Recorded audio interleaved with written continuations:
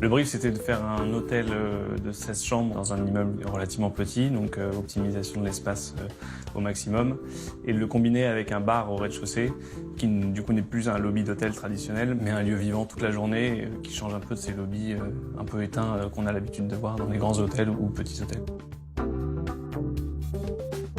On essaie de faire des mélanges de matériaux, et notamment ici, on a travaillé avec du châtaignier exactement, qui du coup, bien sûr, est assez intemporel. Et puis on a joué aussi des matériaux plus rétro, comme la sisal qu'on retrouve sur les murs, qui fait un peu référence aux années 70.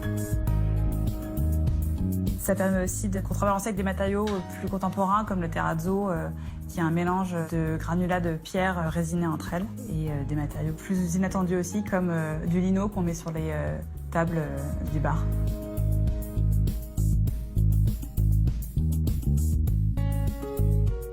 Ce qui était important ici, c'était de jouer avec des espaces, dans un espace qui est déjà assez restreint. Et donc on a créé des estrades sur lesquelles on a mis les lits. Et cette sensation qu'on a en fait de monter puis de descendre, on a l'impression de passer d'une zone à une autre alors que finalement on est dans une seule et même pièce.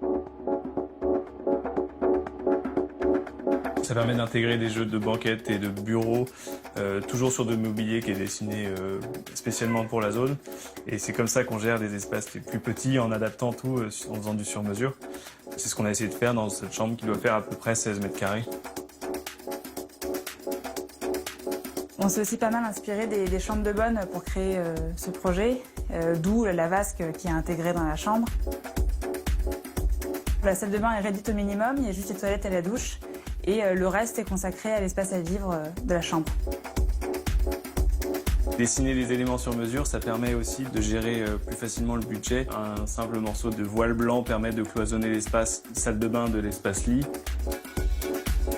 Petite astuce pour éviter de recréer une tête de lit sur mesure un peu chère et compliquée d'entretien. On a venu juste délimiter la zone de lit avec cette peinture bleue qui fait office de tête de lit et qui est facile à gérer et à entretenir sur le long terme. De ce budget qu'on arrive à dégager, on arrive aussi à se faire un peu plus plaisir avec quelques pièces d'édition et de designer, comme les luminaires qu'on trouve dans cette chambre. On a de plus en plus de mal à avoir des beaux espaces en ville et le prix au mètre carré est de plus en plus élevé. Et ce qu'on a fait ici, dans un espace réduit, finalement c'est des sujets qu'on aborde de plus en plus dans tous les projets qu'on réalise.